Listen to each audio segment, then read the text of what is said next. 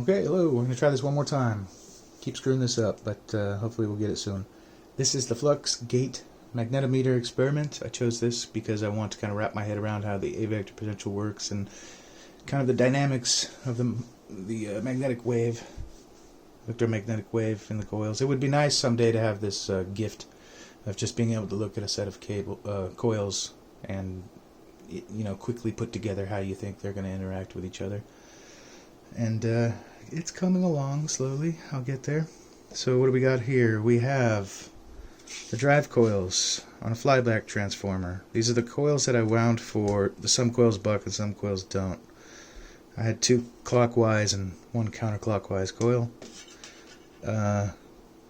They're 184 turns each, so a total of 368 of 0.8 millimeter wire.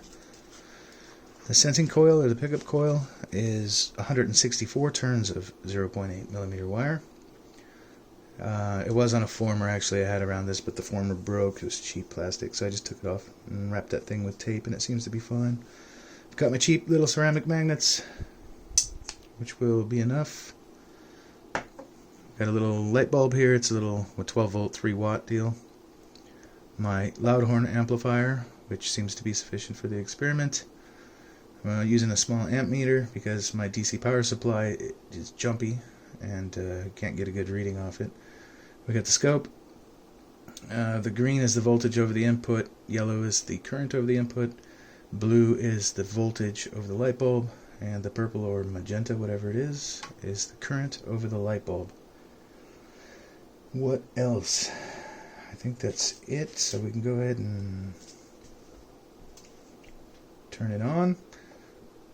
So now it is functioning, obviously not into saturation because the light bulb is on, and there is not a lot of amp draw on the input. So what we're going to do is apply the magnets, and that will saturate the core, which will effectively show as less resistance for the input, and it'll draw a higher current. And we can see it went up tenfold from about 80 milliamps to 850, 860 milliamps.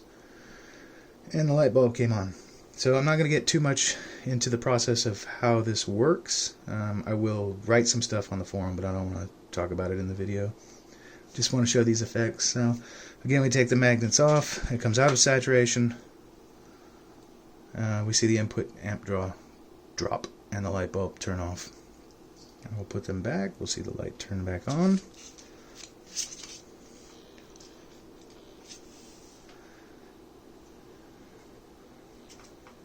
Good. And then the last thing I wanted to show with this was removing the light bulb from the circuit, the pickup. Has no effect on the input, or very, very little anyways, and that's probably just because my coils are not perfect.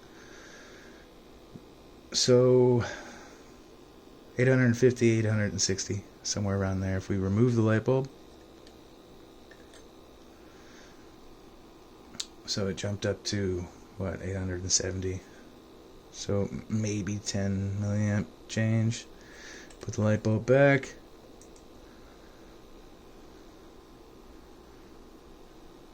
and on the scope for the light bulb we're actually drawing 2.6 volts, around 90 milliamps. So what we're using in that light bulb definitely is not reflecting on the input when we draw the current.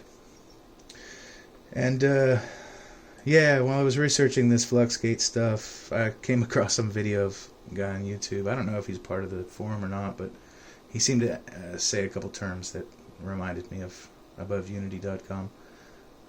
Anyways, he had come to the conclusion that because when you remove the battery, or remove the magnets, or add the magnets, the input should not change if we want to use this as an over-unity device. And because it changes so drastically, this can't be used as an over-unity device. And I don't know, maybe he stepped over the whole output doesn't affect the input thing? I don't know. But he seemed to sell himself short. Anyways, yeah, crazy lines. I was hoping for something a little bit more symmetrical. We'll get more into that in text on the forum. Let me see if I can pause the video. I just want to show something else that's not necessarily awesome, but interesting. Whatever. 1 second. Okay, so I went ahead and switched out one of those clockwise coils for the counterclockwise. Now we got bucking coils. And I don't know, nothing too special that I guess everyone hasn't seen yet, but let's go ahead and turn that on and we get our, let me actually move this up to, it's 125 hertz where this operates, the light the brightest, but yeah, no, I just wanted to point out that, okay, so the coils now are bucking, magnetic fields opposing. So there's really nothing there to saturate the core. So when I put the magnets on, there is no saturation. You'll see no change in anything. No change in the input, no change in the light, no change on the scope. Okay, so what does that prove? That nothing really, other than with the other coil setup we were seeing saturation. But just interesting to think of how the saturation works. And removing the light bulb, so we're at 1 amp, 50 milliamps. 1 amp, 80 milliamps, so it may be a change of 30 milliamps.